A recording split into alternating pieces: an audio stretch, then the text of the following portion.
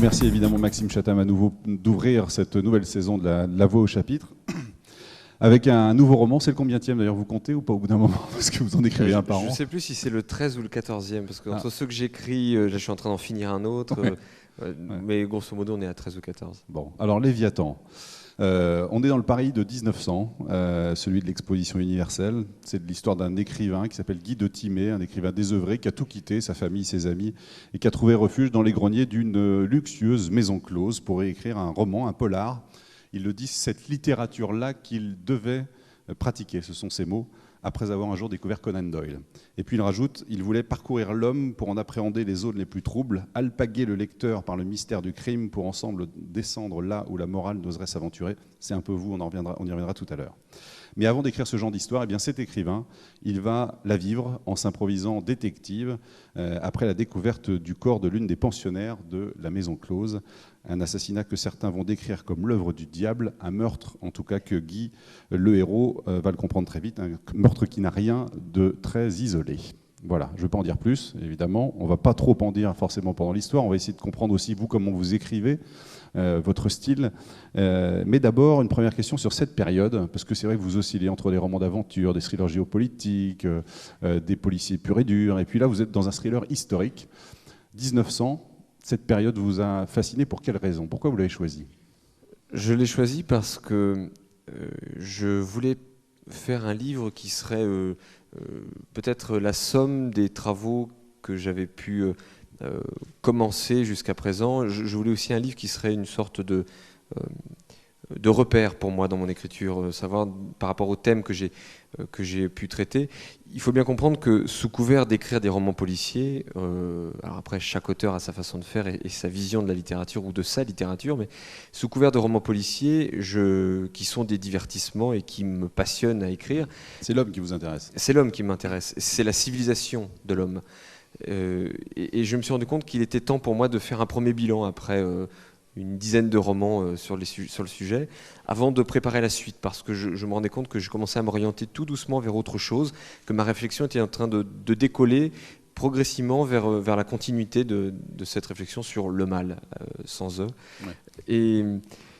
Et donc, puis il y a le rapport au temps et à l'espace aussi, qui est toujours une constante dans vos romans, et qui est là aussi très importante. C'est aussi pour ça que vous avez choisi cette période, peut-être? Oui. Alors, le 1900, pourquoi? Parce que 1900, je crois que c'est le moment charnière de notre société moderne.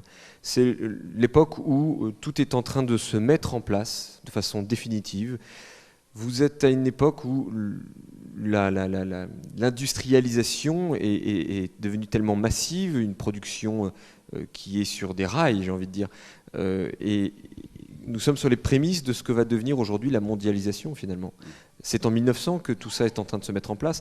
Et l'exposition universelle de 1900 à Paris est une exposition qui, au dire de beaucoup de spécialistes, n'a jamais eu son pareil dans l'histoire des expositions universelles.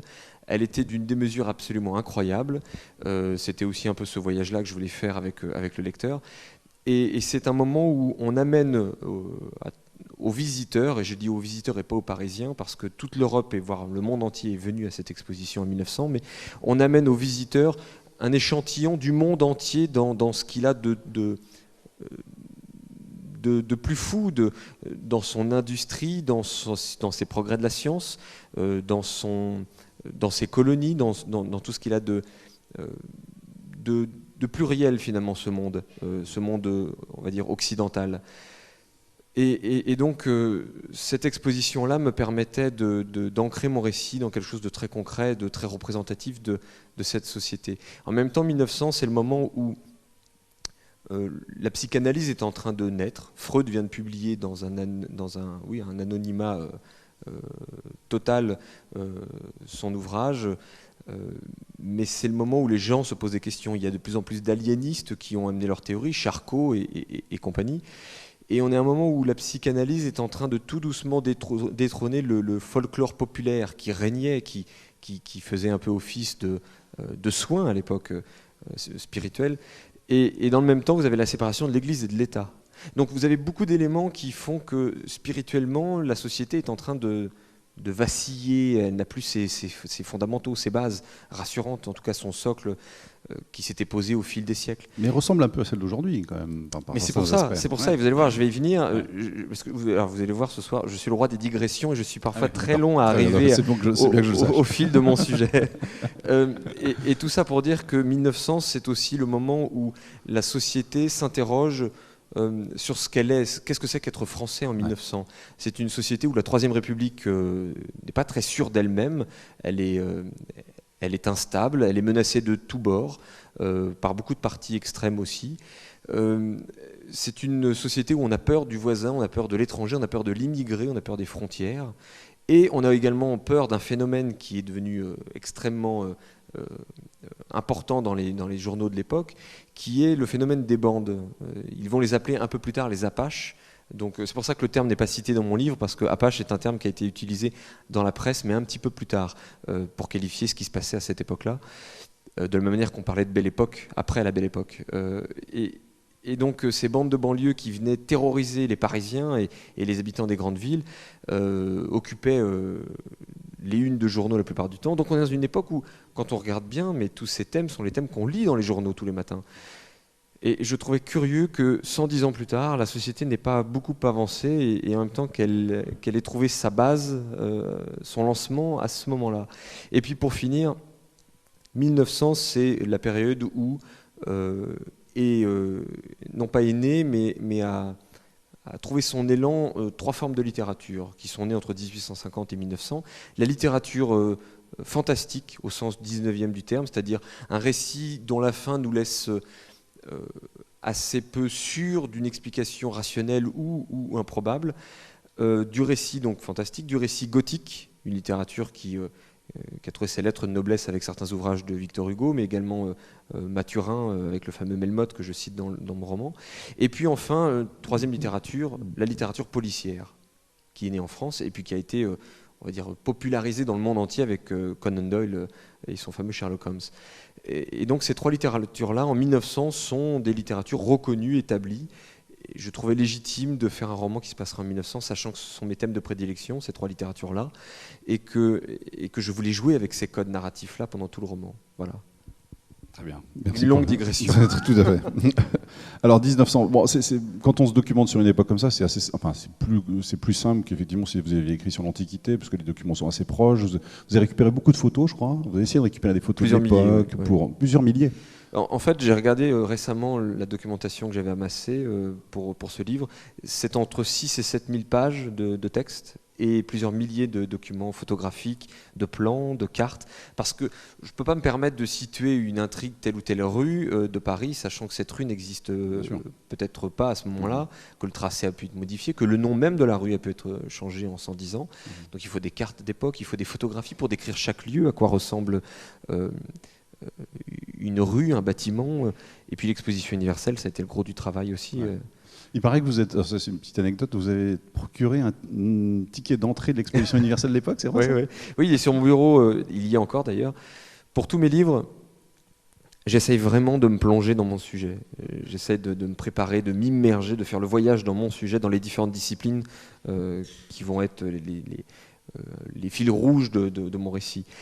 Et cette exposition universelle, parmi les documents que j'ai pu colliger et récupérer pour les étaler sur mes bureaux, je dis mes bureaux parce qu'aujourd'hui j'en ai plusieurs, sinon je m'en sors pas avec tout ça, il y a sur le bureau où j'écris ce petit format timbre quasiment, enfin c'est un peu gros pour un timbre, mais c'est un ticket original, donc il a servi, il a été découpé, on le voit bien, 1 franc avec son numéro de série, et c'est magique de se dire quand on s'est plongé dans cette exposition universelle, de se dire que ce ticket-là a servi à quelqu'un pour rentrer, pour pouvoir voir cet étalage de progrès. Enfin, c'est assez magique. C'était mon ticket pour un voyage dans le temps.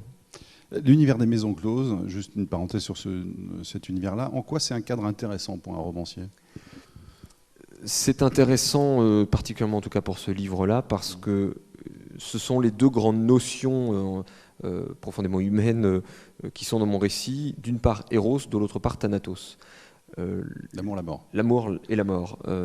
L'amour sous toutes ses formes, dans une maison close, parce que le lupanar est est le lieu du vice, et le lieu où l'amour est commercial, donc théoriquement ce qu'il y a de pire, la pire vision de l'amour possible.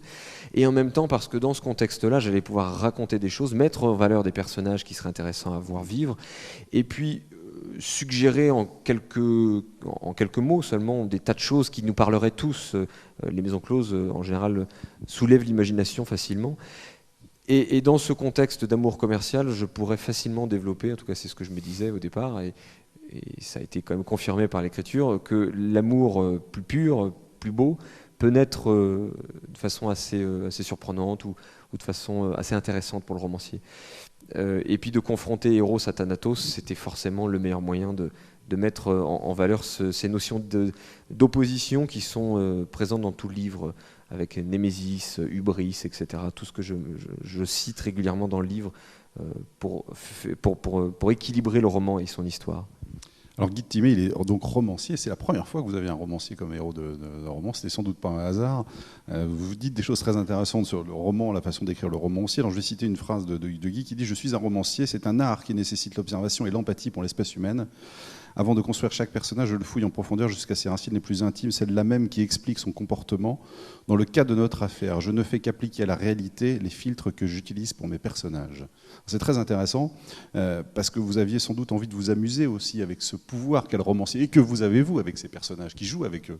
Oui, bien sûr, c'est exactement ça. C'est de mettre en parallèle le processus de création littéraire, le processus de l'enquête et le processus criminel du tueur en série.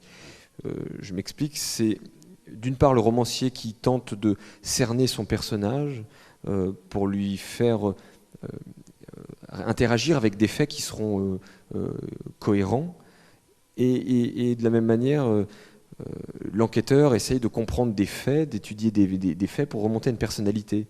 C'est le travail que le romancier peut faire aussi dans son livre. Et de la même manière que le tueur en série est un individu qui va ressasser ses fantasmes très longtemps jusqu'à passer à l'acte. Et le passage à l'acte, lui, ça d'ailleurs très différent du fantasme parce qu'il est ancré dans la réalité et donc il ne peut pas être complet par rapport au fantasme qui lui permet tout. Et c'est également un processus très romanesque de fantasmer son récit, de le préparer en tête et de passer à l'acte en se rendant compte que dans la réalité, c'est très compliqué de parvenir à obtenir le résultat qu'on escomptait au préalable. Voilà, et tous ces éléments-là s'imbriquaient bien et il me semble évident que dans un roman policier, il fallait à un moment ou à un autre que j'en parle. Et quoi de mieux qu'un romancier comme héros pour en parler. Quel est votre processus de création d'un personnage ou de vos personnages quand vous créez Guy de Timé par exemple, quand vous travaillez sur lui et sur les autres aussi? Alors, je suis un romancier intégriste de ceux qu'on pourrait appeler totalitaires parce que je ne laisse aucune marge de manœuvre à mon personnage, aucune ou presque. Dans le sens où je pense que dans un roman, il ne doit pas y avoir de hasard. Un bon roman, pour moi, ça n'est que très subjectif comme vision de la littérature, mais un bon roman est un roman qui se construit sur la pleine volonté du romancier de maîtriser complètement son récit et de faire en sorte que tout ait un sens, qu'on puisse prendre le roman dans tous les sens, le développer, l'étudier, le creuser et de se rendre compte que tout est vraiment fait à différentes strates pour que le récit et les thèmes soient portés. Et de la même manière que mon personnage, je vais le créer une fois que j'aurai structuré le récit. Je vais d'abord identifier quels sont les thèmes de mon livre. Pourquoi je veux écrire ce livre-là? Qu'est-ce que je veux raconter? Vous l'écrivez tout ça? Oui, je prends des notes, ou en tout cas j'y réfléchis énormément, et à quelques notes, je résume tout ça une fois que je me sens prêt. Et une fois que j'ai les thèmes de mon livre, je cherche à comprendre quels seront les lieux, les personnages, l'époque, les disciplines scientifiques, pourquoi pas, qui pourront être nécessaires et qui vont servir cette thématique ou ces thématiques. Pour Léviathan, il fallait un romancier parce que justement les thématiques que je viens d'aborder permettaient de mettre un romancier, et j'ai envie de dire que le romancier était probablement à mes yeux le personnage qui nourrirait au mieux ces thématiques, cette façon de raconter ce sujet. Donc voilà, je développe mon personnage en faisant en sorte qu'il servira au mieux mon intrigue. Alors, il ne faut pas non plus que... Il faut trouver le juste équilibre entre cette utilité-là et un personnage qui, comme par hasard, saurait absolument avoir réponse à tout le temps au bon moment, parce que le hasard fait que non, ça c'est pas intéressant pour le roman policier. Surtout qu'un bon roman policier est un roman dans lequel on sent la réalité prégnante, on sent la réalité, c'est-à-dire qu'il n'y a pas de hasard, enfin si, à l'inverse, il y a beaucoup de hasard dans la réalité. Si le romancier, lui, fait en sorte que tout soit construit, la réalité fait que parfois c'est plus compliqué et son personnage ne peut pas avoir réponse à tout, ou si la réponse à tout, c'est qu'il y a une raison derrière tout ça. Voilà, donc je construis mes personnages de façon à ce qu'ils servent mon récit. Tous les personnages, y compris les secondaires? Oui. Ouais. Oui, et je garde bien en tête, ça c'est un ami romancier que je salue au passage, qui s'appelle Christian Lehmann, qui m'avait dit, on déjeune assez souvent ensemble pour parler de nos méthodes de travail, et qui m'avait dit, tu sais, il ne faut pas oublier une chose, c'est que même un personnage qui n'a que une apparition brève dans un livre, qui n'a que peut-être un dialogue, se doit de vivre parce qu'il a sa vie derrière. Il faut qu'on sente ça quand on lit le livre. Il faut qu'on sente quand ce type arrive juste l'espace d'un paragraphe, que derrière ce paragraphe, il retourne à son existence. Pas seulement qu'il a été créé l'espace de 2 lignes pour le service du romancier et pour faire plaisir au lecteur. Non, il faut qu'il ait sa vie propre. Donc, sa caractérisation, peut-être un tic d'apparence, de langage, peu importe, mais il faut qu'il vive, il faut qu'il ait son existence propre. Donc tous les personnages sont développés, et ensuite, même dans leur prénom, j'essaie de faire en sorte que le choix de leur prénom ne soit pas un hasard, et qu'il y ait un sens derrière tout ça. Guy, c'en est pas un en tout cas. Guy, c'en est pas un, Faustine, c'en est pas un. Guy, c'est votre deuxième prénom. Guy, c'est mon deuxième prénom. C'est ça. Et il s'appelle Guy de Timée parce que le Timée de Platon, c'est là où Platon parle de la pluralité. Voilà, Guy de Timée, mon second prénom, le dédoublement du romancier, etc. Et Faustine parce que cette jeune femme, à un moment dans sa vie, a décidé de renoncer à sa vie pour s'en créer une nouvelle. Plutôt que d'assumer ce qu'elle était, et ce qu'elle avait été, et ce qu'elle avait pu faire, et ce qu'elle était devenue, elle a préféré renoncer à tout ça et se dire « je me reconstruis dans une projection de ce que je pourrais être ».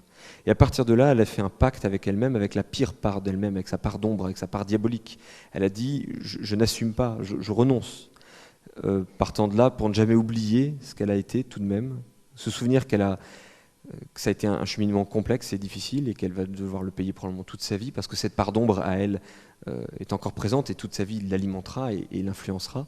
Eh bien, elle a décidé de changer son prénom et de s'appeler Faustine pour ne jamais oublier ce pacte avec le diable qu'elle a pu faire. Est-ce que c'est un peu schizophrénique parfois d'être finalement tous les personnages quand on écrit le roman et en même temps rester soi-même avec son crayon? Oui, oui, il y a un peu de ça. C'est-à-dire que le romancier, je crois, doit se fondre dans sa littérature, dans ses thèmes, dans ses sujets, tout en gardant toujours un certain recul pour être justement dans la maîtrise complète de ce qu'il écrit.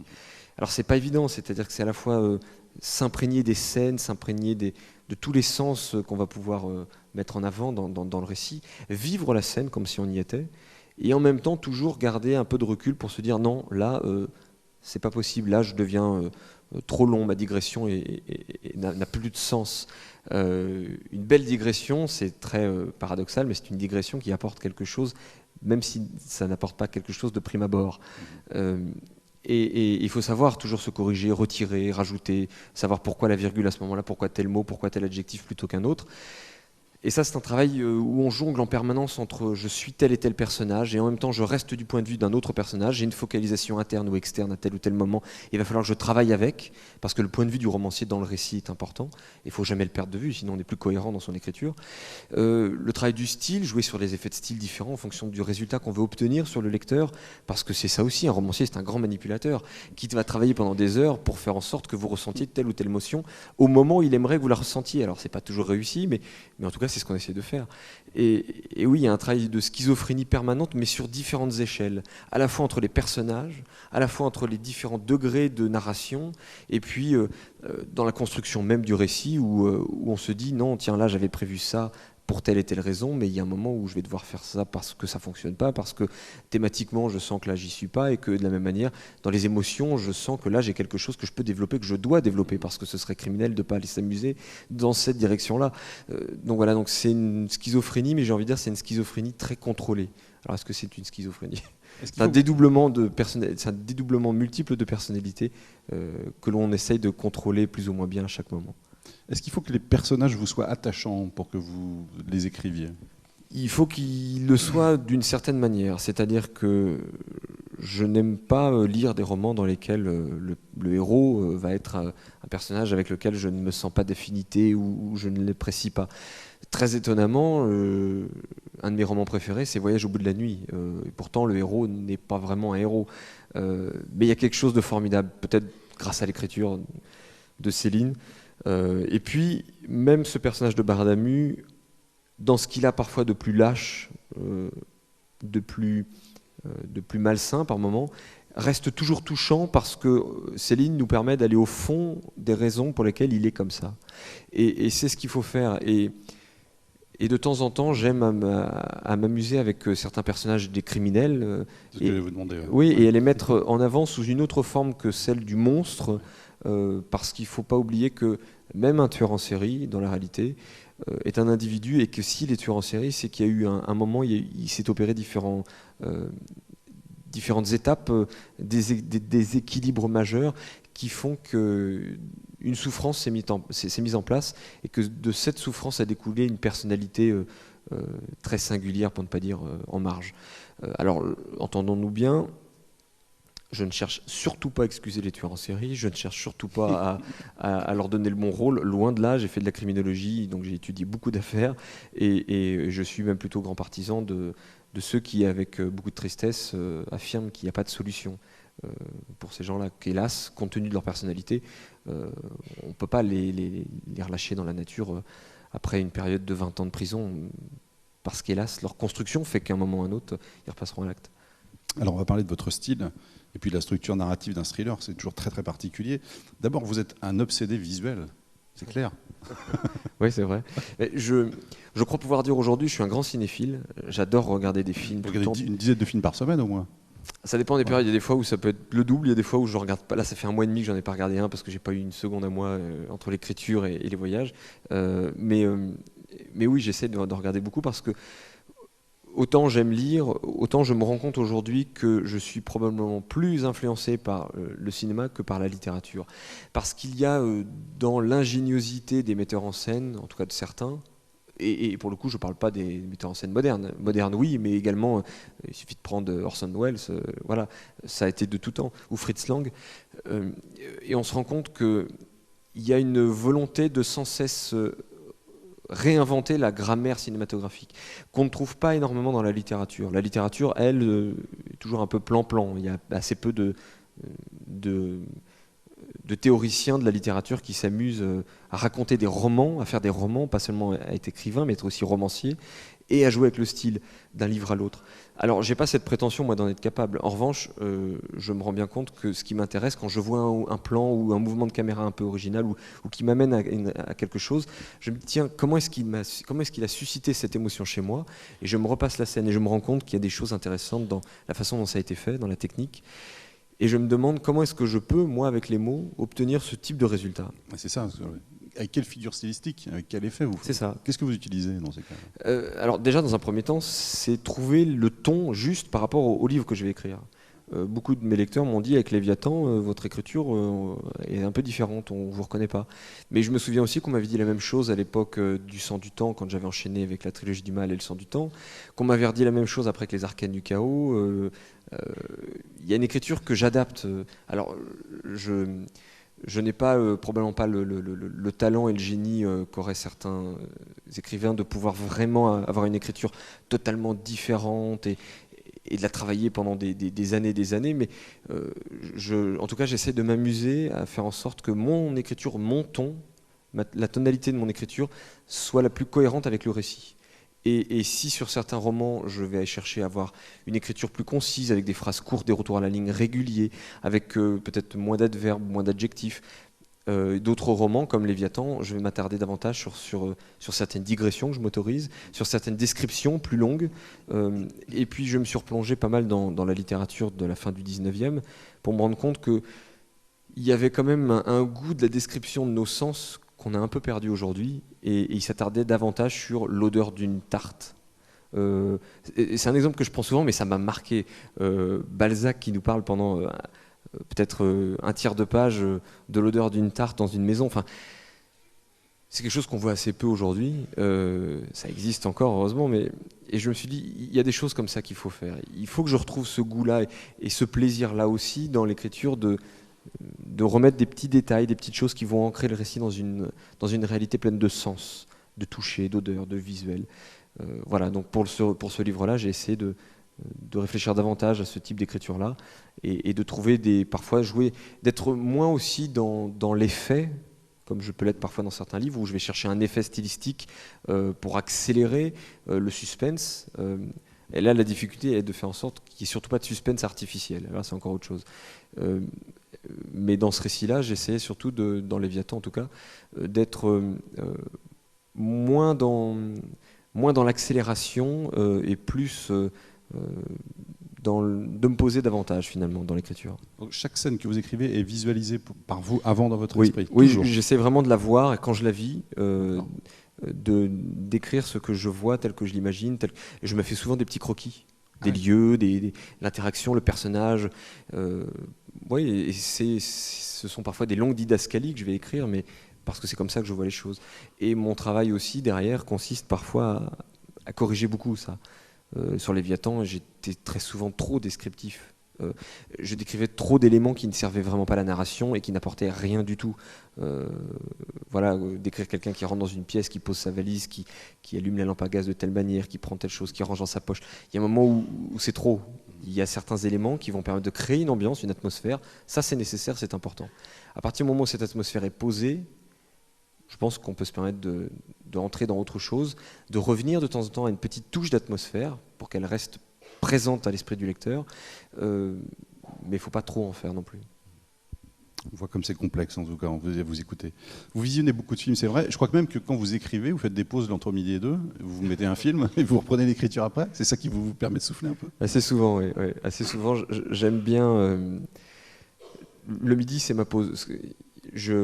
Pour discuter souvent avec des romanciers, je me rends compte que la cadence régulière, en général, c'est d'écrire 4 heures par jour. Tôt le matin, en général. Voilà, souvent, ouais. Ça dépend des romanciers. Mais la plupart me disent souvent qu'ils aiment écrire 4 heures par jour, mais trouver les 4 heures où ils seront parfaitement concentrés, très productifs.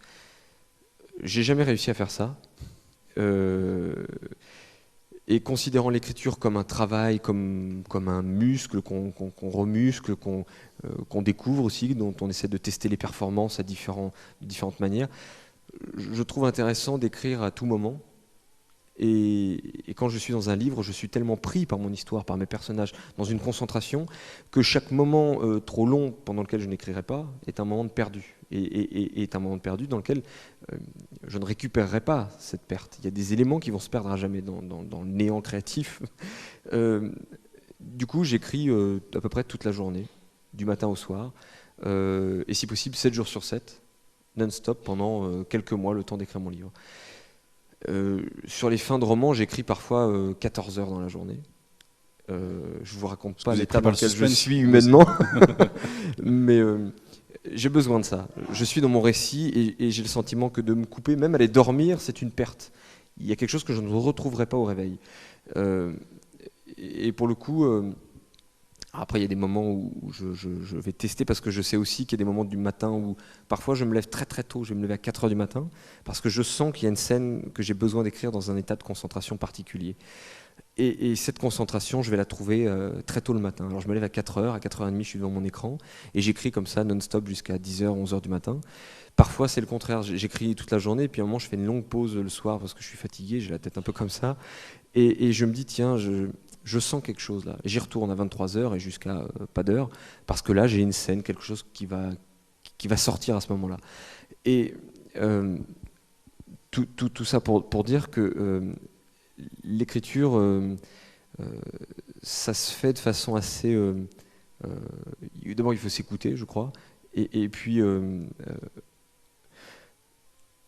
n'y a pas de... c'est difficile finalement parce que je me rends compte avec les autres romanciers qu'on a tous notre façon de faire, quoi. Il n'y a pas de façon de faire particulière, mais voilà, moi mon rythme le midi ça va être de m'arrêter, de faire ma vraie pause pour pouvoir ensuite repartir l'après-midi. Donc cette vraie pause de midi elle est assez longue et c'est le moment où je vais regarder un film, me promener avec mes chiens, enfin ce genre de choses où voilà, je renourris un peu l'homme qui est derrière le romancier. Alors qu'est-ce qu'il y a de plus complexe dans l'écriture d'un thriller? Quelle structure narrative particulière il faut mettre en place pour que ce soit efficace? Le thriller est assez... c'est pour ça que j'adore les écrire, parce qu'un thriller, c'est très exigeant. Vous allez avoir, peu importe le nom, mais c'est en général assez conséquent, 80 chapitres par exemple. Si vous en retirez un seul, le roman s'effondre totalement. Il ne fonctionnera plus. Il y aura un élément dans l'intrigue ou dans les personnages ou dans la réflexion pour comprendre le livre à la fin ou pour avoir résolu l'enquête du point de vue de l'enquêteur qui sera absent. Chaque chapitre a une raison d'être. Et la préparation du roman consiste à structurer ce roman. La structure narrative d'un thriller, c'est un squelette. Le squelette d'un animal que vous allez à chaque fois devoir construire, mais c'est un animal différent à chaque fois. Après, certains romanciers... c'est pas la même recette pour chaque sujet. Non, c'est ça. Certains romanciers plutôt américains en général, une fois qu'ils ont un certain succès populaire, vont avoir tendance à ressortir toujours le même squelette, ce qui est très dommage pour nous les lecteurs. Mais si vous essayez sans cesse de vous renouveler, vous avez à chaque fois le squelette d'un animal différent à constituer, sachant que ce squelette-là doit être parfaitement cohérent, sinon l'animal ne vivra pas, il ne sera pas viable. Et donc c'est un travail de préparation de longue haleine dans lequel vous allez devoir inclure à la fois les thèmes, à la fois les personnages, toute la documentation qui a été amoncelée pour préparer ce livre. Donc c'est une préparation qui est assez longue, assez fastidieuse, mais qui est passionnante. C'est un défi. Chaque roman, je me demande, est-ce que cette fois-ci, je vais y arriver? Je sais ce que je veux faire, j'ai une vision très précise du livre que je veux obtenir, mais vais-je y arriver? Comment y arriver? Et ce défi-là me permet d'avoir le même plaisir à chaque livre et d'arriver à la fin d'un roman et de me dire, celui-ci est terminé, je l'ai corrigé, j'en suis content, je peux le donner à mon éditeur, il est ce que j'espérais qu'il soit au départ. Maintenant, je passe au suivant, vivement le suivant, parce que voilà, j'ai à nouveau envie de passer à autre chose. Et j'ai beau faire le même métier tous les jours, écrire, ça me permet d'avoir un point de vue différent et un défi nouveau à chaque livre. Donc... Mais vous savez quand vous allez commencer, où vous allez placer les éléments de suspense les plus importants, les éventuels rebondissements, à quel moment le lecteur va pouvoir commencer à deviner, à quel moment va être la chute précisément? Vous savez tout ça? J'ai les grandes lignes, j'ai des articulations majeures où je sais comment est-ce que je vais retomber sur mes pattes à tel moment, je sais comment est-ce que je vais créer une tension à ce moment-là, comment est-ce que tel fait à ce moment dans le livre va créer forcément un suspense, on va avoir envie de comprendre. J'ai toujours considéré le suspense comme un point d'interrogation. Un point d'interrogation, c'est un hameçon. C'est un hameçon qui vient se ficher dans notre curiosité. À partir du moment où vous arrivez à le faire de façon relativement habile, à faire en sorte que cet hameçon va passer tout doucement toutes les barrières de protection qu'on a en place pour aller se ficher dans la curiosité. Après, le travail consiste à ferrer tout doucement, progressivement jusqu'à la fin. Et quand j'étais libraire, il y a quelques temps de ça, je me souviens souvent, il y avait des mamans ou des papas qui venaient me voir en me disant voilà mon fils, j'étais au rayon science-fiction et romans policiers. Et les gens venaient me voir en disant bon, mon fils m'a fait une liste de lecture, il y a ça et ça comme romans, ce sont des romans fantastiques ou des romans d'horreur ou des romans policiers. J'aimerais bien qu'il lise autre chose. Et je dis mais madame, il lit, c'est formidable, vous avez un enfant qui lit. Peu importe ce qu'il lit, laissez-lui le temps plus tard de se faire un panel plus large. Ce qui compte, c'est de lire, c'est d'avoir ce plaisir-là, il l'a. Et je leur disais souvent, moi j'ai commencé à lire assez tard, vers 13-14 ans, ce type de littérature-là. Et c'est cette littérature-là qui m'a amené aujourd'hui à devenir romancier. Alors à l'époque c'était libraire, qui écrivait, mais ça j'en parlais pas trop. Mais aujourd'hui romancier, j'ai lu... des centaines et des centaines parfois même de très mauvais romans, très mal écrits, des livres qui étaient certainement écrits, payés à la ligne, un peu comme les romans feuilletons du 19e, qui sortaient toutes les semaines, mais c'est pas grave, ça me plaisait, ça m'a amené à la lecture. Et je crois que ce qui m'a amené à une forme de littérature, à un amour de la littérature globale, c'est justement cette interrogation, ce point d'interrogation qui venait se ficher dans mon esprit et qui m'interpellait, qui me faisait me demander mais comment est-ce que ça va se résoudre? Et j'allais jusqu'au bout du livre. Et ça m'a donné le goût de l'effort. Parce qu'il ne faut pas oublier que la littérature, si les gens lisent moins, s'il y a moins de gens qui lisent beaucoup que de gens qui regardent beaucoup de films ou de télévision, c'est simplement parce que la lecture est une démarche proactive. C'est-à-dire c'est une démarche qui demande un effort conscient, volontaire de l'individu. Et c'est un effort renouvelé et renouvelable à chaque fois que vous devez rouvrir le livre. Or, le film, lui, ça se fait en général d'une traite. Et puis, il suffit de se poser devant sa télé, il n'y a aucun effort, on reçoit. Alors que le livre demande quand même une concentration et demande de recréer des choses en tête. Donc c'est un effort proactif. Et il faut une certaine accoutumance et une certaine habitude et une certaine curiosité. Cette curiosité-là, on peut la construire à travers la littérature policière, entre autres. Voilà, c'était intéressant. Ma conception de la littérature policière. Est-ce que justement, quand vous écrivez, vous êtes pris vous-même par le suspense que vous êtes en train de mettre dans le livre? Non. Du tout? Non, du tout, parce que... Ça vous accroche pas? Non, parce que je vois pourquoi est-ce que je suis dans telle scène, je vois vers quoi je vais aller, et j'ai une vision d'ensemble, une vision globale. Il y a une espèce d'excitation ou pas de se dire, alors oui, il y a le lecteur, je vais le balader?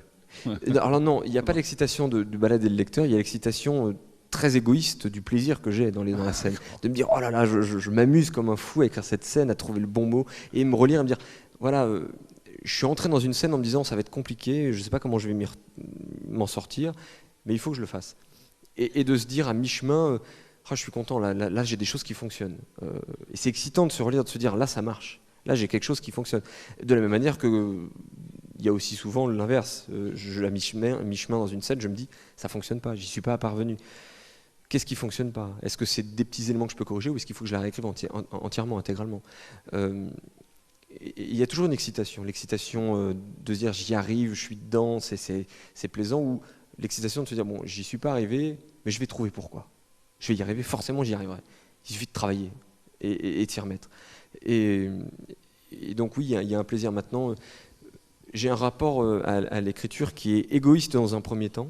J'écris pour moi, pour me faire plaisir, pour explorer les sujets qui, moi, m'interpellent en tant qu'individu et pour m'apporter le plaisir de la littérature, dans ce cas-là de contrôler et de créatif quand on est le romancier. Et quand je me relis, je suis dans l'autre plaisir, dans celui de se dire comment je vais faire plaisir, puisque je vais la partager, cette littérature-là. Il ne faut pas oublier qu'un roman, on y met quand même ses tripes. Chaque roman qu'un individu écrit, c'est une partie de soi. C'est son enfant, c'est son bébé, c'est sa création. On y a mis tout ce qu'on était, dans ce qu'on pense avoir de mieux pour faire ce type de livre-là. Et c'est une analogie que j'utilise souvent, mais je crois qu'elle est vraie. Présenter votre livre à quelqu'un, c'est comme présenter votre fils ou votre fille. Et je crois qu'on a la même douleur à s'entendre dire votre livre est pas bon, que d'entendre quelqu'un vous répondre « Qu'est-ce qu'il est moche, votre fils ?» Non mais c'est vrai, c'est votre chair qu'on attaque, c'est votre création, c'est une part de vous. Alors, accepter d'avoir eu le plaisir d'écrire un livre, mais de ne pas s'en contenter en voulant après le partager, le donner, pour différentes raisons qui sont propres à chacun, qu'on pourra peut-être expliquer tout à l'heure, mais c'est accepter la critique. Mais en même temps, c'est se dire, si je le fais, il va falloir que je sois assez endurant, parce qu'il y aura forcément des fois où ce sera dur, parfois violent. Mais si je le fais, c'est parce que j'ai envie de partager. J'ai envie qu'il y ait cet échange avec le livre. Et que le livre, je ne l'ai pas écrit seulement pour moi, pour m'interroger, mais également pour partager cet échange, pour partager le fruit de cette interrogation.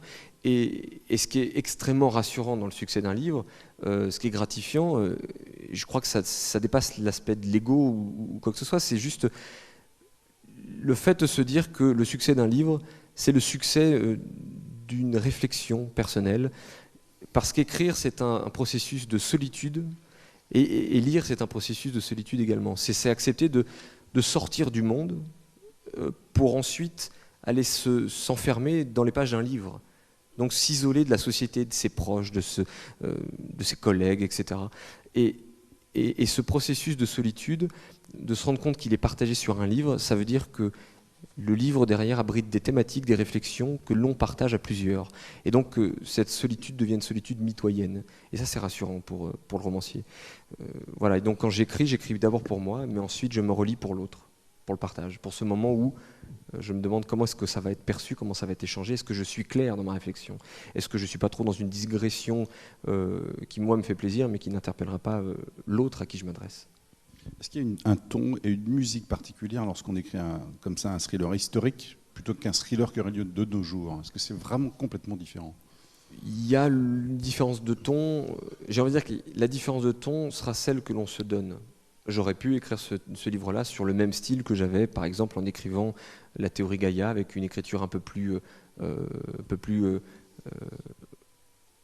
oui, pas refermée, mais plus concise, avec chercher moins d'effets stylistiques, moins de descriptions, en étant toujours dans la recherche de l'impact, toujours dans la recherche de l'efficacité maximale. Or, je pensais que ça ne correspondrait pas. En fait, c'est surtout que ce voyage que moi j'ai opéré dans le temps à travers ma documentation m'a fait me dire que l'écriture devait ressembler à ce voyage, qu'il fallait que l'écriture puisse servir à ce voyage. Donc, il fallait des phrases plus longues, il fallait être plus descriptif, il fallait s'autoriser davantage de choses que je ne le fais d'habitude pour que ce voyage soit complet et que ce soit un véritable... J'ai envie de croire que Léviathan, c'est un roman, mais c'est aussi un voyage dans le Paris de 1900. C'est une machine à voyager dans le temps. On parlait tout à l'heure du temps de travail. Vous estimez à 1200 heures, c'est ça à peu près, le temps d'écriture de votre... Oui, grosso modo, je me suis rendu compte au fil des années que c'est à peu près ce que ça me prend pour presque tous mes romans. L'écriture, c'est 1000-1200 heures. Alors si vous écrivez 10 heures par jour, 7 jours sur 7, ça va assez vite. Ça va assez vite, ouais. Alors toujours avec de la musique en fond, ça c'est une des particularités de vos livres aussi, c'est-à-dire que quand vous lisez les premières pages des romans de Maxime Chatham, il y a des musiques. Vous écrivez, vous notez en tout cas les musiques que vous avez écoutées pendant l'écriture. Ce sont des musiques de films d'ailleurs la plupart du temps. Oui, ouais. Oui, parce que les musiques de films sont très très bien construites dans le sens où elles se doivent d'accompagner quelque chose sans non plus l'écraser. Si une musique de film devient tellement forte toute seule pendant le film, vous ne voyez plus le film, vous n'écoutez que la musique. Vous l'entendez, vous, la musique, quand vous écrivez ? Je l'entends pas vraiment, c'est juste qu'elle me permet de renforcer ce cocon dans lequel je m'enferme pour écrire. Ça me crée une bulle entre la réalité, le monde extérieur et mon bureau.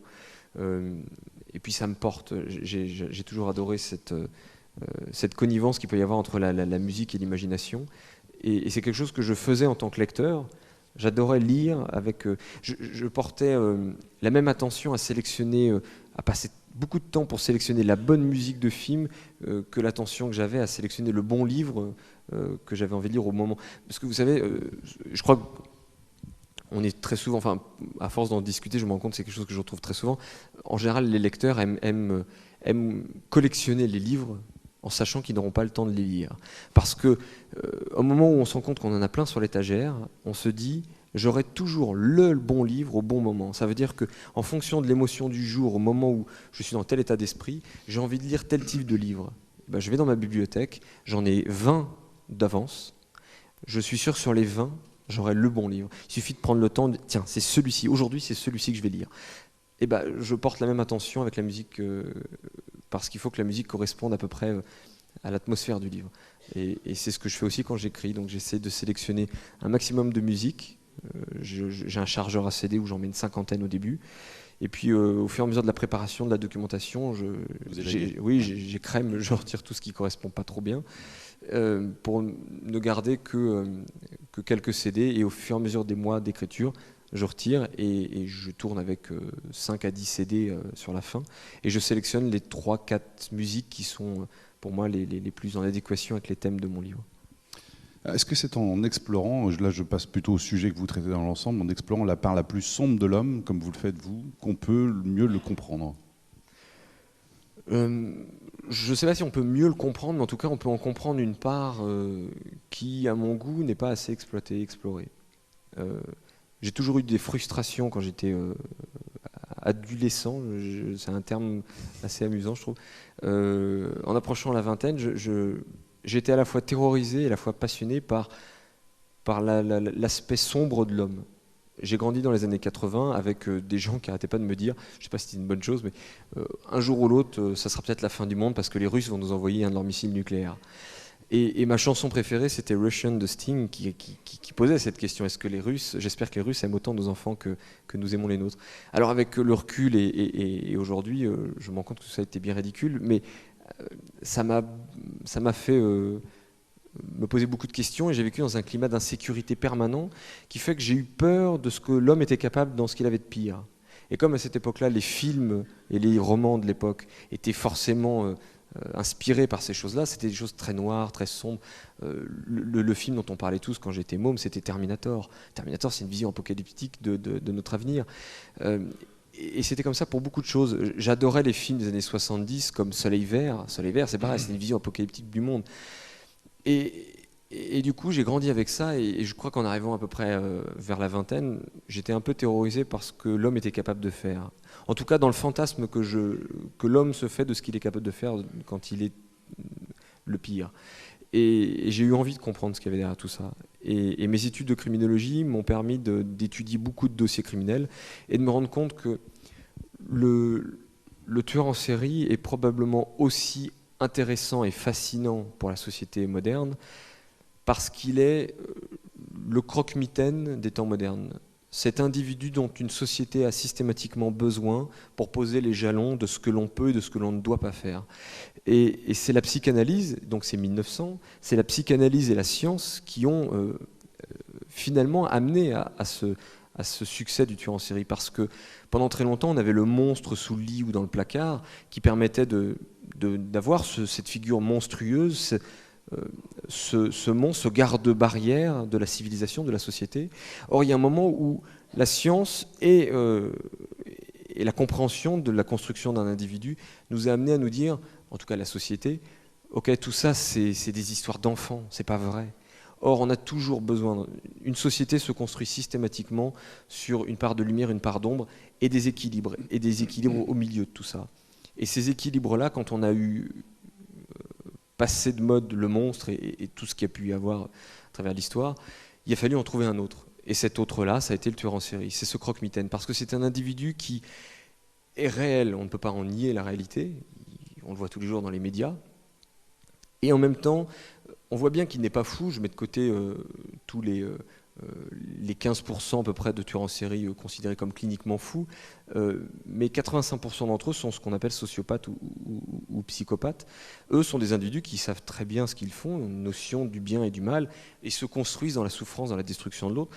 Et au final, ces individus, on le voit bien, malgré le fait qu'on sait ce qu'ils sont, d'où ils viennent, on n'arrive pas à se les expliquer. Ils ont une part d'eux, de leur fantasme, de leur construction, qui nous échappe totalement. Et cette part-là, elle est dans le royaume des ombres. Donc ces individus sont véritablement à cheval entre la lumière et l'ombre. Ils sont les jalons parfaits de notre civilisation aujourd'hui, qui a besoin de cette civilisation à la Saint Thomas, qui doit voir pour croire. Et donc, je me suis intéressé aux tueurs en série quand j'avais une vingtaine d'années, parce que j'avais le sentiment qu'ils étaient l'incarnation parfaite de ce que serait le mal aujourd'hui, avec un M majuscule, cette entité non pas réellement religieuse, spirituelle, etc., mais essayer de construire une vision de est-ce que le mal existe? Et si oui, qu'est-ce que c'est? Sous quelle forme? D'où est-ce que ça vient? Qu'est-ce que ça raconte sur l'homme et sur sa civilisation? Et ces études de criminologie, après tout ce que j'ai fait, et mon travail aujourd'hui de romancier, consiste à essayer de comprendre cette part d'ombre que nous avons tous en nous, ces déséquilibres qui forment les hommes, ces déséquilibres qui sont nécessaires. C'était le sujet d'un de mes livres, Prédateur, qui racontait comment est-ce qu'un individu qui n'a pas de déséquilibre est un individu déséquilibré et dangereux pour lui et pour les autres. Et essayer de comprendre cette part d'ombre, ces abysses que nous avons en nous, comme les appelait Nietzsche, c'est mieux comprendre finalement la société dans laquelle nous vivons. Parce que la somme de nos individus et de nos déséquilibres va former la civilisation sur son moyen et long terme. Et donc ça me permet, je pense, ce travail, de croire que je pourrais à un moment ou à un autre mieux appréhender, à défaut de comprendre vraiment, le hiatus de la civilisation qui fait que nous ne la comprenons pas bien et qu'elle nous échappe et qu'elle est déséquilibrée et que parfois on a le sentiment que tout ce que nous faisons nous amène soit dans le mur, pour être trivial, soit en tout cas à une absence de hauteur ou d'intellectualisation ou de beauté que l'on pourrait croire propre à l'homme. C'est-à-dire que l'homme, souvent, c'est vu comme un parangon de vie sur Terre. Or, nous ne sommes que des animaux civilisés. Et j'aime bien ce choc entre les deux termes. Nous sommes en l'an 2010 le résultat d'une évolution qui, et ça c'était un autre livre, c'était la théorie Gaïa, qui repose sur une longue évolution biologique et nous avons fait en tant qu'individus civilisés, je crois 0,3%, alors je me trompe peut-être sur le chiffre, mais enfin il est dans mon livre que j'avais écrit à l'époque, nous avons fait 0,3% de notre cheminement en tant qu'espèce animale sous le règne de la civilisation et tout le reste, donc 99,7% de notre existence, sous forme de primates. Et quand on sait la puissance des atavismes, on voudrait croire qu'aujourd'hui nous sommes capables de maîtriser parfaitement tout ce que nous sommes, nos instincts, et de faire fi de tout ce legs biologique. Et je crois que la civilisation aujourd'hui, si elle est déséquilibrée, si elle est construite d'une manière qui nous échappe encore aujourd'hui, si on n'arrive pas encore à parfaitement la décrypter, ou quand on cherche à la décrypter, on se voit plus beau que ce qu'on est réellement et on se trompe en général, c'est probablement parce qu'on a retiré de la civilisation l'importance de ces atavismes qui, à mon sens, sont fondamentaux et essentiels. Enfin, ils en font la plus grande part. Ces atavismes biologiques de ce que nous étions quand nous étions des animaux, sans la conscience réflexive qui a fait qu'aujourd'hui, nous avons le langage, nous avons cette interaction aujourd'hui. Je suis parti dans une longue digression. Tout ce que vous venez de dire là, c'est exactement le fil rouge de votre écriture. Enfin, c'est exactement ce que vous recherchez. Oui, c'est le fil rouge de ma littérature en général, de mes romans, ouais. Sous toutes ses formes. Et ça vous pèse pas, au bout d'un moment, d'écrire des choses noires? Non, parce que justement, je crois qu'à chaque fois, j'ai l'impression de pousser un peu plus loin ma réflexion, et du coup, je me dis, tiens, là, j'ai peut-être une piste supplémentaire pour aller encore un peu plus loin. Ça sera le prochain livre. Le prochain, ou un peu plus tard, voilà, parce que vous en avez 4-5 en même temps dans la tête, vous. Alors là, pour en ce moment, j'en ai presque 10 prévus. D'accord. Ceci étant, il y en a 4 qu'on peut retirer parce que ces 4-là sont scénarisés depuis longtemps et c'est les 4 qui formeront la série entière Autre Monde, qui est une série très différente. D'accord. Sachant que là, celui-ci, on aura un deuxième après, que vous êtes en train de terminer.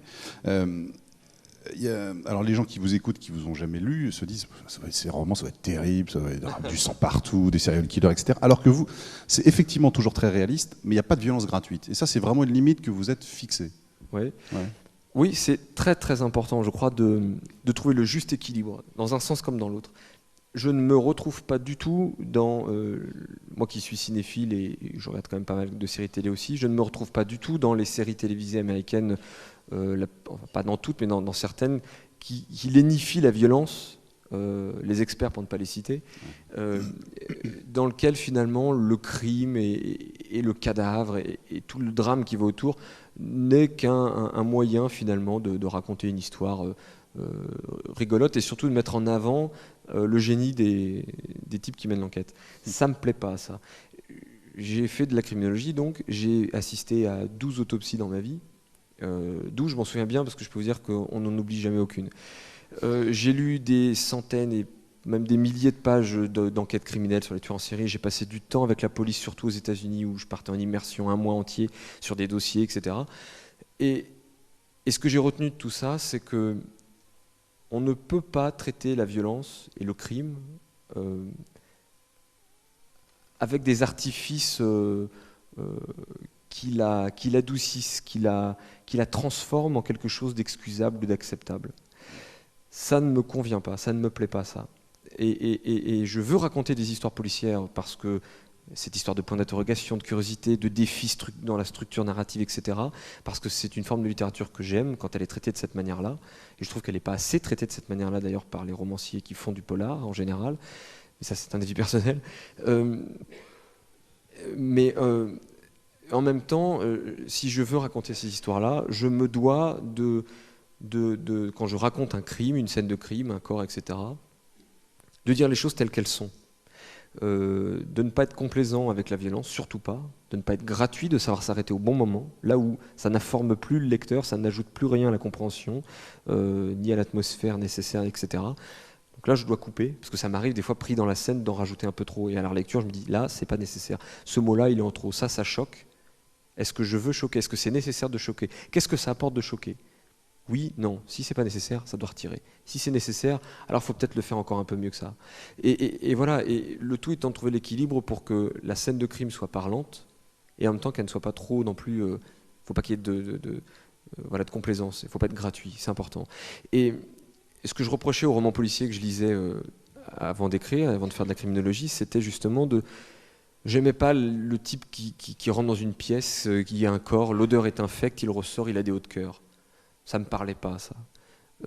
Ça m'intéressait pas et je trouvais que c'était un peu un travail de feignant. Enfin, qui je suis pour dire ça, mais moi, ce qui m'intéressait, c'était d'aller faire de la criminologie. Et quand j'assistais aux autopsies, quand on me tendait le baume à mettre sous les narines pour pas sentir l'odeur du corps, je leur disais non, non, moi je suis là pour ça aussi.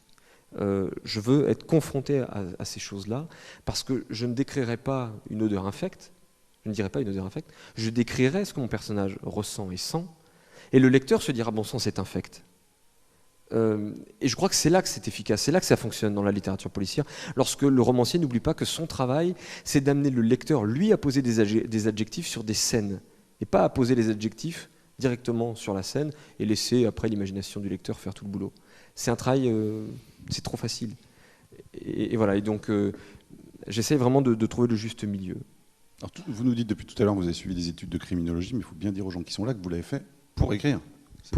C'est pas pour faire une carrière un jour dans la police. C'est vraiment uniquement pour l'écriture. C'était vraiment pour écrire des romans policiers. Parce que de la même manière qu'aujourd'hui, j'ai 6 ou 7 000 pages de documentation pour le Paris de 1900 et l'exposition universelle, à l'époque de mon premier roman policier, L'âme du mal, je voulais savoir de quoi j'allais parler, je voulais confronter deux univers qui seraient celui d'un tueur en série qui incarnerait l'ésotérisme, l'irrationnel, notre part d'inconscient, à ce monde de l'enquêteur qui lui serait très posé, très cartésien, très scientifique, très conscient dans l'analyse, dans la rétrospective, dans la réflexion.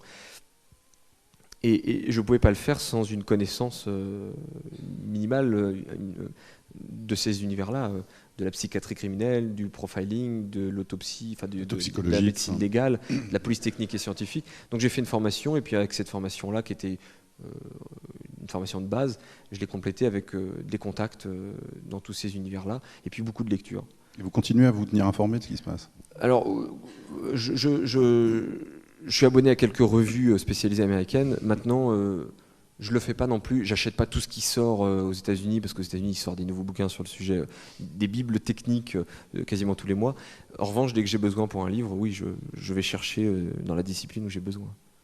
Alors, je voudrais qu'on rappelle aussi aux gens qui sont là comment vous avez commencé à écrire, parce que c'est incroyable. Vous avez dit tout à l'heure que vous avez travaillé dans une librairie, et c'est vrai que vous êtes fait embaucher volontairement à la FNAC à Saint-Lazare, au rayon polar, pour vous rapprocher au départ des éditeurs. C'était vraiment ça votre but? Oui, alors en fait, je voulais aller au rayon polar, mais il n'était pas libre. Comme j'avais fait de la crimino, je terminais ma crimino, ils m'ont mis, bon, allez... et puis j'adore l'histoire et j'aime un peu la géo aussi, donc ils m'ont mis en sciences humaines. Ça me convenait bien.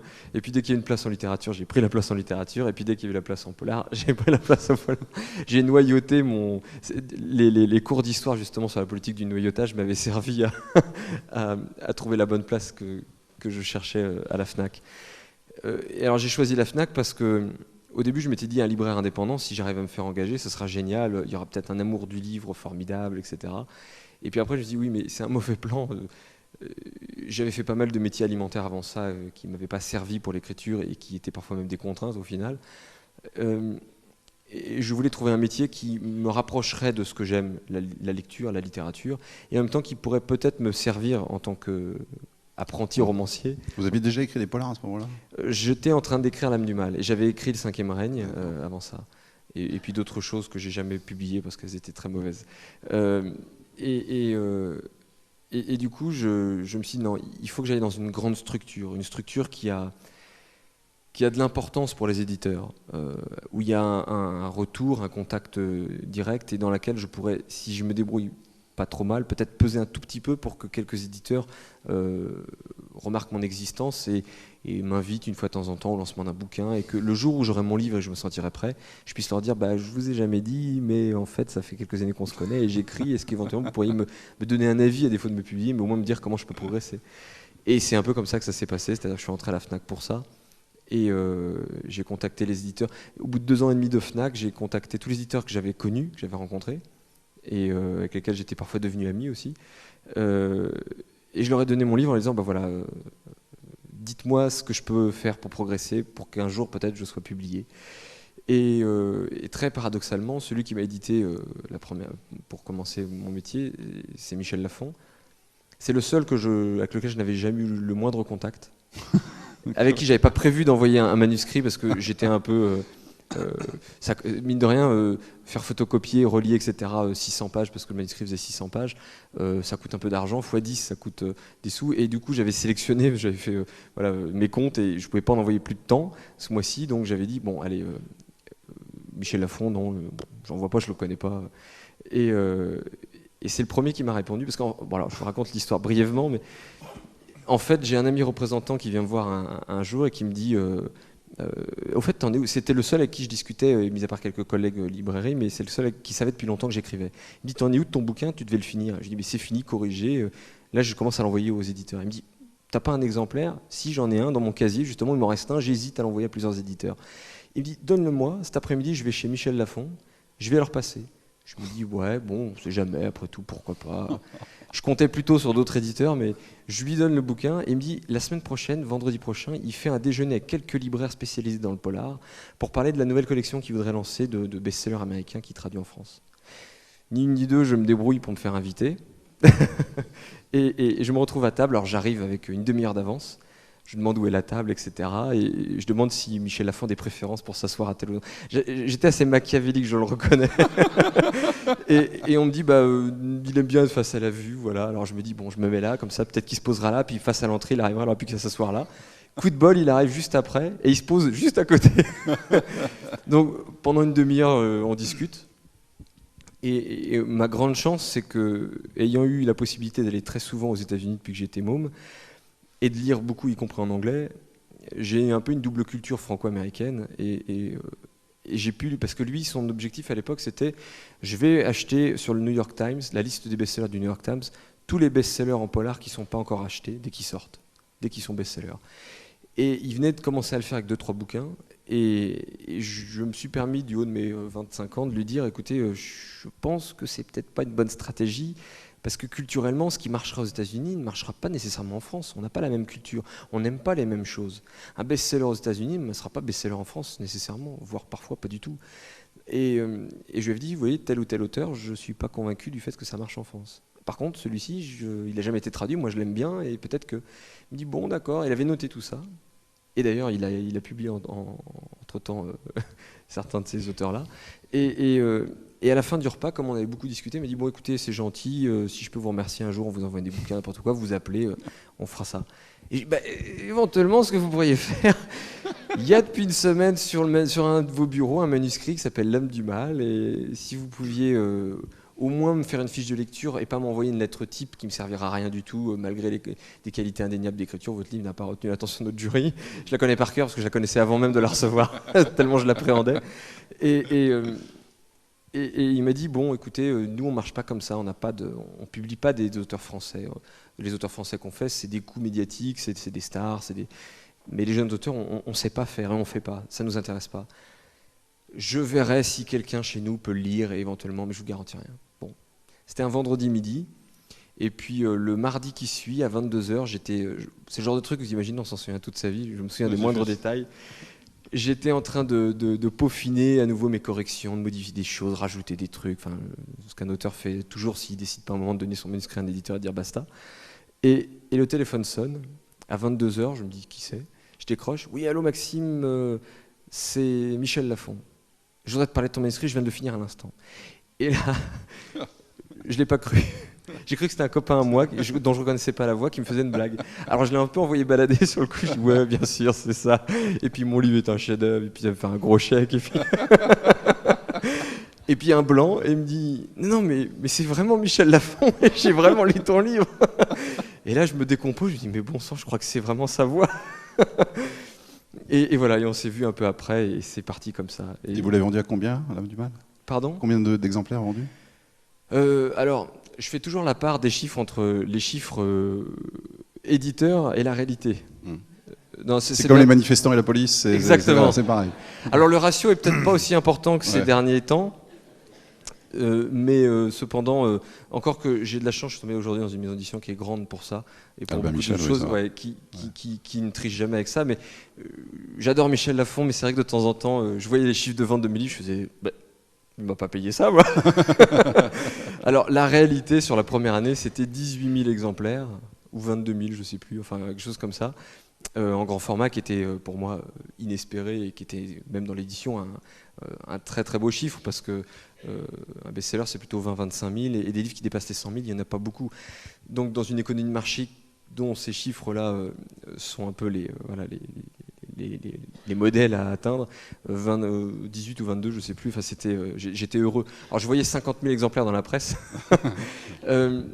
mais ça a été une histoire un peu folle. Et puis pour terminer la parenthèse, premier livre et Michel Lafon, il y a eu quand même une histoire assez incroyable, et j'ai eu une chance formidable, c'est que quand on s'est mis d'accord sur le livre, il m'a dit, bon, maintenant je vais te poser une question et j'ai besoin d'une réponse très franche. Qu'est-ce que tu as derrière ce livre-là? Est-ce que tu as mis tout ce que tu avais dans ce roman ou est-ce que tu as autre chose derrière? Parce que ça ne serait pas une honte de dire que tu as tout mis et qu'on verra plus tard un jour. Mais j'ai besoin de savoir sur l'avenir ce qu'on fait, comment on programme la suite. Et je lui dis, écoutez, c'est simple. Les 2 années et demie de ma vie qui viennent de passer, je les ai consacrées à travailler pour manger et à écrire le soir, les week-ends et pendant les vacances pour écrire ce livre. Ma vie sociale est réduite à rien du tout. Je suis sur les genoux mentalement, psychiquement, enfin tout ce qu'on voudra. J'ai besoin de souffler un peu. Et je suis passionné d'écriture. J'ai besoin d'écrire à nouveau. Mais j'ai aussi besoin de souffler un peu. Et le prochain bouquin, le temps de souffler, de préparer, de faire de la doc, d'écrire, il sera dans quelques années à ce rythme-là. Sauf si, comme éventuellement vous me l'avez suggéré, ce livre-là, vous y croyez très fort, et ben vous êtes prêt à me le prouver. Et j'ai dit ça, mais... Voilà, 25 ans, je lui dis, oh, qui ne tente rien n'a rien, j'aurai rien. Et là, il m'a regardé et il m'a dit un truc assez incroyable. Il m'a dit, ok, tu veux combien? Et j'ai été bluffé, quoi. Je me suis dit dans ma tête, bon, qu'est-ce que je peux demander? Et je me suis dit, bon, pour faire un livre et que je puisse vivre de ça, etc. Et mon premier livre, j'avais pas signé mon premier contrat encore. Il me disait juste qu'il voulait le signer. J'étais libraire, c'était le mois d'octobre 2001, exactement. Et je me suis dit, bon, allez, je vais tenter un truc culotté. Je vais lui demander 2 années de salaire de libraire. Et puis s'il coupe la poire en deux, moi, de toute façon, je signe tout de suite. Et je file madame demain matin. Et il n'a pas discuté, il m'a dit, OK, on signe. Ah, ça a été un truc un peu incroyable. Donc, voilà, ça s'est fait comme ça au début. J'ai signé un contrat. Le lendemain matin, j'étais à la FNAC pour aller voir ma chef et lui dire, je pars. Je serai bientôt dans le rayon. Ouais, c'est ça. Et voilà, et c'était parti. J'ai écrit une Ténébris après. Parce qu'en fait, je lui avais dit, bah, c'est simple, vous me faites un chèque qui me permettrait de filer ma démission. Dans 1 an, jour pour jour, vous avez la suite de L'Homme du Mal. J'ai toute l'idée en tête. Tout ce qu'il me faut, c'est un billet d'avion pour partir à New York, faire mes recherches, séjourner un peu là-bas, structurer mon récit, revenir, l'écrire en 12 mois, jour pour jour. Il est là, sur votre bureau, prêt, fini, corrigé, prêt à publier. Il m'a dit, OK, on tente l'aventure. Voilà, c'est parti comme ça. Pas mal. Et aujourd'hui, vous êtes à combien d'exemplaires? Parce que les chiffres, c'est toujours intéressant. Albin Michel ne ment pas, alors vous allez me donner les chiffres exacts. Alors ça... vous êtes plutôt au-delà des 20 000, là, largement maintenant.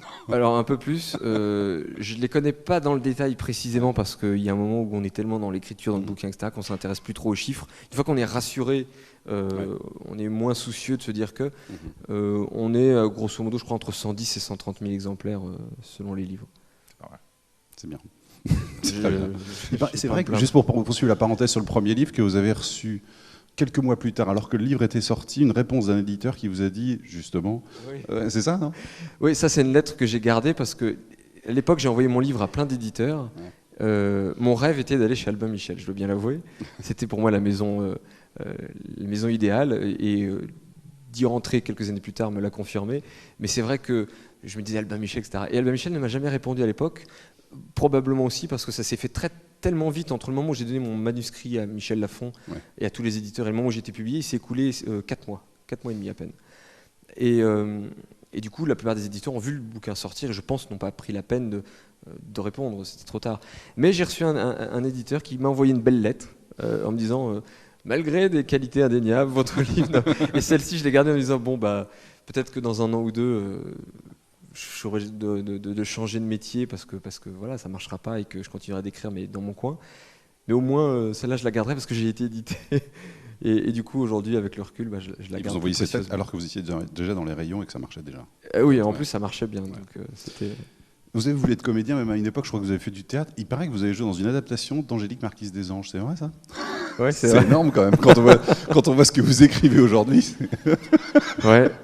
Ah, j'ai fait pire. C'est vrai? Ah oui, j'ai fait pire. J'ai joué dans une publicité. En fait, il y a quelques années de ça, au Japon, il y avait une entreprise, une énorme entreprise japonaise qui a décidé de monter un business de mariage clé en main pour les Japonais. En fait, un couple japonais allait les voir et leur disait voilà, on veut se marier en France. Et il leur faisait un devis en fonction de leur budget et tout un tas de trucs. Ils arrivaient en France, alors ça pouvait être un avion entier. On les baladait un peu partout, on les mariait en France et puis ils visitaient Paris, etc. C'était magnifique. Et donc pour faire leur publicité, ils ont pris la superstar de l'époque, qui était une japonaise dont j'ai malheureusement oublié le nom, je ne voudrais pas écorcher son nom, honte à moi. Mais ils disaient, mais par contre, elle, tous les Japonais vont la reconnaître. Par contre, pour faire le marié, on va prendre un Français. Et donc, ils ont fait un casting, etc. C'est tombé sur ma poire. Enfin, j'étais très content. Hein. Et donc, j'ai sillonné pas mal d'endroits en France et dans Paris pour faire un tournage. Et donc, pendant toute la publicité, on me voit en smoking, elle en robe de mariée, sillonner tout Paris. On est les plus beaux amoureux du monde, machin, etc. Ils avaient bien fait leur truc. Et ça se terminait dans une cathédrale. Je ne sais plus si c'était Amiens ou je ne sais plus. On avait été tourné parce qu'on était à plein d'endroits. Et je me retourne au milieu de la cathédrale, je la regarde, je dis « Je t'attends, mon amour ». Et la publicité s'arrêtait là-dessus. C'est une grosse casserole quand même. Et derrière, cette publicité a été diffusée à la télé au Japon pendant des semaines et des semaines. Ils ont fait des affichages gigantesques dans tout le Japon, dans les médias, dans les trucs. Ça veut dire que pendant 6 mois, j'ai eu ma tête partout là-bas. Et je me dis, quand j'écris des trucs pareils, mais si seulement il y avait un jour le parallèle entre personne n'a jamais retrouvé, personne n'a ressorti sur Internet. Heureusement, non. D'accord. Alors, s'il vous plaît, n'en parlez pas. Ne le faites pas. pour ma crédibilité, pour ma carrière. Alors l'auteur du livre, en l'occurrence, pour terminer, a tout sacrifié à sa création. Est-ce que c'est un peu votre cas aussi? Est-ce que votre vie privée a été finalement reléguée au second plan, voire même plus loin? Je pense que d'une certaine manière, un peu, oui. C'est-à-dire que, enfin, je le dis que je le vis pas mal. Enfin, c'est un choix. Ma littérature me passionne. Je sais pourquoi je le fais. Elle est un besoin aujourd'hui pour moi. Ça a toujours été le cas, mais voilà. Maintenant, j'ai posé des mots, etc. Et c'est vrai que c'est pas évident de vivre avec quelqu'un qui va s'enfermer dans ses trucs et qui, en période d'écriture, je vous disais, j'écris toute la journée, 7 jours sur 7. Quand je sors de mon bureau, je suis un animal. J'ai la tête comme ça, je suis dans mes personnages, dans mes trucs, et je croise ma compagne qui me regarde et qui sait aujourd'hui, qui me dit « Oh là, faut pas lui parler ». Et comme un zombie, je me mets dans la cuisine, je vais me faire à manger, et je vais aller m'enfermer dans mon bureau et manger devant mon truc. Alors, mesdames, s'il y a des célibataires parmi vous, surtout jamais, ne vous mettez jamais avec un romancier, jamais. C'est pas une bonne idée. Je crois pas qu'on soit des maris idéales. Voilà, je suis dans un livre, je suis habité par mon truc et j'ai un peu du mal à en sortir. Et c'est vrai que c'est ma priorité aujourd'hui, que c'est mon temps, j'y consacre tout. C'est un peu un cercle vicieux, parce que la réussite fait que pour qu'elle dure, il faut travailler tout le temps, tout le temps, tout le temps. Alors oui et non, c'est-à-dire que il y a la notion parfois de se dire oui, mais si j'arrêtais d'écrire pendant quelques temps, si j'en avais l'envie, qu'est-ce qui se passe? Est-ce qu'au bout de 2-3 ans, si je ressors un bouquin, je serais tombé dans l'anonymat? Est-ce que je serais obligé de changer de métier ou pas? J'ai déjà eu cette question en fond, mais en même temps, je me la suis jamais vraiment posée, dans le sens où j'ai pas la peur de la page blanche. Tout à l'heure, je disais, j'ai 10 bouquins en tête d'avance. Chaque livre m'apporte une nouvelle idée, j'ai envie d'aller dans une nouvelle direction. Ma véritable inquiétude, elle est de ne pas avoir assez de temps pour avoir déroulé toute la pelote qui est la mienne. Donc voilà, j'ai toujours envie d'écrire, j'ai toujours ce besoin et du coup, oui, alors je sacrifie beaucoup, enfin une grande partie de ma... J'ai pas d'enfant, je vais sur mes 35 ans, j'ai pas d'enfant, j'en aurai pas demain, en grande partie parce que voilà, je sens bien que je suis pas disponible pour ça. Et qui ferait un enfant en sachant qu'il n'aura pas le temps de s'en occuper, qu'il les verra pas grandir, que je veux pas être le papa qui est dans le bureau et qu'on regarde un beau jour et à 20 piges, on croise en lui disant bah tu sais quoi, t'es mon père sur le papier, mais parce que dans la vie, je vois pas ce qu'on partage, quoi. Enfin, je veux pas mettre au monde quelqu'un pour ça, quoi. Donc voilà, on verra plus tard, mais pour l'heure, je me consacre à mes livres, ce sont mes enfants. Et puis ces mathématiques, je la développe et elles me passionnent. Et puis j'ai pas envie de m'arrêter. Et je suis même obligé de trouver des moyens parfois de tricher avec mon emploi du temps, parce qu'il y a un moment dans ma vie où j'ai eu envie d'écrire Autre Monde, qui était une série qui n'avait rien à voir, qui était une série fantastique, qui s'adressait à un public beaucoup plus large. J'avais envie au début, je voulais écrire pour les enfants. Et puis je me suis rendu compte en écrivant le premier tome que j'écrivais pour tout le monde. Alors aujourd'hui, j'ai des lecteurs très jeunes qui viennent me voir. Et puis parfois des lecteurs moins jeunes. Et une petite anecdote pour finir sur le sujet. Il n'y a pas très très longtemps, j'ai eu une petite dame à une signature qui vient vers moi. Et je la vois et à son visage, je me dis, bon, c'est une dame qui doit avoir un âge très très respectable. Est-ce qu'elle me lit? Est-ce que je lui fais pas peur par rapport à mes bouquins, etc.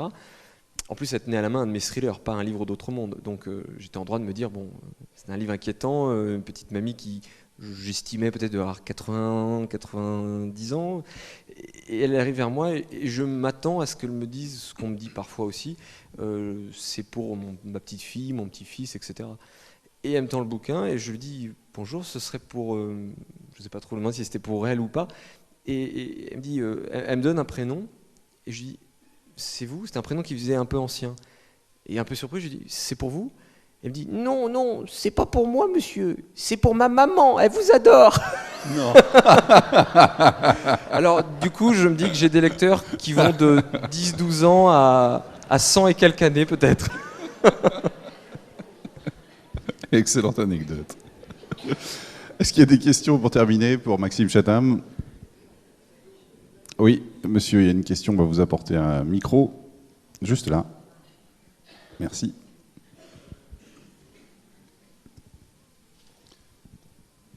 Bonsoir, monsieur. Avez-vous encore le temps de lire des romans policiers? Si oui, que pensez-vous de la vague scandinave qui nous a un petit peu submergés depuis quelques années? Merci. Alors, merci à vous pour la question. C'est jamais simple de prendre la parole. Moi, j'ai un petit truc, avant de répondre, je vous le dis, je suis myope comme une taupe. J'ai le 3/4 du temps des lentilles, mais là, je suis venu avec mes lunettes. Je les retire pour pas voir qu'il y a trop de monde.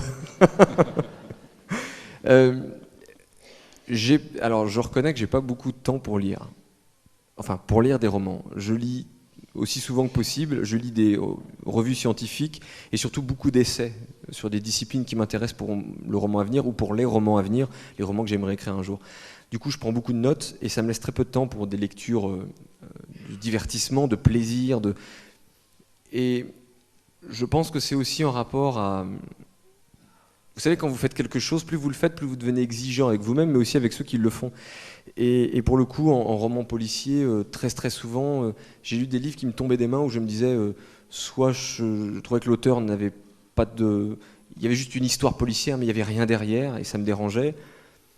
Soit l'écriture était tellement mauvaise que j'y arrivais pas... Alors c'est difficile de dire ça, parce qu'on pourrait me reprocher aussi de ne pas bien écrire ou de ne pas avoir de bonnes histoires à raconter, mais... Voilà, c'est toujours très subjectif ces choses-là. Et ma subjectivité me fait souvent me dire que bah tiens là ça manque de quelque chose. Et du coup quand un livre ne me passionne pas, il y a tellement de livres à lire aujourd'hui et j'en ai vraiment pris conscience au fil des années et que le temps m'est compté pour ça, que je ne me force plus. Si passer un tiers ou la moitié du bouquin, j'ai pas de plaisir réel à y retourner, je me dis bon tant pis, je laisse tomber, j'en prends un autre. Du coup j'ai lu de moins en moins de romans policiers. Et j'ai quand même lu des choses de temps en temps, et j'ai lu quelques romans de la vague scandinave. Alors j'avoue que je ne suis pas fan. Je trouve que c'est une littérature très pesante, très noire, dont l'écriture s'attarde énormément sur les détails, et contrairement à ce que moi je racontais tout à l'heure sur ma volonté d'avoir des détails qui peuvent d'une certaine manière servir le récit d'une manière ou d'une autre, je trouve que ce sont beaucoup de détails qui sont lourds et qui ne servent pas l'intrigue ni les personnages. C'est vrai que ça densifie, ça caractérise énormément les personnages du roman ou l'atmosphère générale, les lieux, etc. Et en même temps, et des fois on se dit, bon, tout ça pour ça, quoi. À quoi ça va servir dans le livre? Est-ce que ça sert au moins le fond, une réflexion, quelque chose? Et très souvent, c'est pas le cas. Voilà, donc je ne suis pas un grand adepte de la littérature scandinave, je l'avoue. Il ne faudra pas m'en blâmer. D'autres questions? La première était la plus dure. On dit toujours que la première est la plus dure, donc évidemment, maintenant c'est facile. Pas d'autres questions? Bon. Bon, ben vous en poserez peut-être pendant la dédicace à Maxime Chatham. Une dernière question, est-ce que vous avez pensé un jour à faire autre chose qu'à écrire, avoir un boulot normal? Ou est-ce que ça vous effraierait totalement? D'avoir une vie normale? Un boulot normal. Vous y avez pensé un jour ou pas? Par la force des choses, avant d'être publié et de faire ça, j'avais pas trop le choix. Aujourd'hui, vous pourriez ne pas écrire?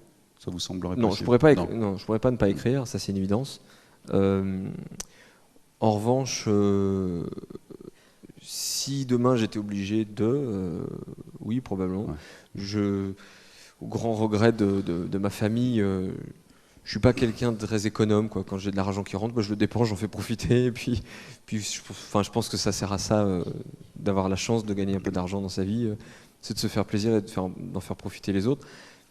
Donc si demain ça s'arrêtait, voilà, j'ai pas fait un matelas au cas où. Je continuerai d'écrire et puis ce que je ferais, je sais pas. Peut-être que j'irai vers le cinéma parce que j'adore le cinéma. Aujourd'hui, je ne l'ai jamais fait parce que j'ai des propositions. Ça paye en général 10 fois plus que la littérature et ça demande 1000 fois moins de travail dans l'absolu. Mais en même temps, je trouve ça tellement frustrant de se dire qu'on est le dernier maillon d'une chaîne créative parce que derrière vous, tous les producteurs auront le dernier mot, le réalisateur aura le dernier mot, les stars du casting auront le dernier mot sur le scénario. Et puis de devoir sans cesse se dire je peux pas faire ça parce qu'il y a une question de coût, ou ça se fait pas dans le cinéma, c'est pas politiquement correct, etc. Ça me dérange. Voilà, donc j'ai des tas d'idées de scénarios, des choses que je ne pourrais écrire qu'en scénario et pas en roman. J'aimerais le faire, mais c'est pas ma priorité. Je le ferai au moment où je me dirais tiens là c'est bon, j'ai pas un roman qui me brûle les doigts. Je veux faire une petite pause, je vais faire autre chose. Allez. Alors, dans un premier temps, je pense que je ferai une pièce de théâtre parce que c'est un truc j'en ai 3 en tête, je vais absolument les faire un jour, je trouve jamais le temps de les écrire. Ça me plaît, ça me passionne. Puis une fois que j'aurai fait ça, j'écrirai peut-être un roman d'amour, ça fait tellement longtemps que je l'ai en tête, celui-ci. C'est ce que je devais écrire après L'âme du mal. Et puis, parti sur une ténébris, je l'ai pas fait, j'ai mis de côté. Mais j'avais fait les repérages, j'ai toute l'histoire, ça s'appelle Par-delà l'arc-en-ciel. Un titre assez mièvre peut-être pour être un... Vous n'avez pas peur de déboussoler vos fans? Certainement. Mon éditeur me dira certainement attention, tu prends un risque, etc. Mais je sais aussi, et c'est une des grandes forces d'Albin Michel, c'est de suivre ses auteurs, de ne jamais leur imposer ni un rythme, ni une direction, et de leur faire confiance. Ok, c'est là que tu veux aller. Ben, nous, notre travail, c'est de t'accompagner au mieux dans cette direction-là, puisque c'est celle que tu veux prendre. Donc oui, c'est évident que ça déboussolera, mais comme ça a déboussolé avec Autre Monde, moi qui fais des romans policiers qui semblent des romans fantastiques mais qui au final retombent toujours sur leurs pieds de façon très cartésienne, Autre Monde c'était vraiment du fantastique, c'est du roman d'aventure, c'est un hommage à Jules Verne, à Tolkien, à Golding, Sa Majesté des Mouches, à Mark Twain, mais j'avais besoin à un moment dans ma vie d'aller là-dedans, dans cette direction et d'y retourner régulièrement comme une parenthèse récréative entre 2 thrillers. Donc voilà, alors écrire des scénarios ce sera dans un bon moment. Ouais. Donc Léviathan tome 2, ce sera pour le printemps? Oui, parce qu'il sera fini, je pense, là bientôt. Je devrais, à mon avis, le remettre à mon éditeur pour le mois de décembre, fin décembre, début janvier. Donc une parution avril-mai, ça semble pas improbable.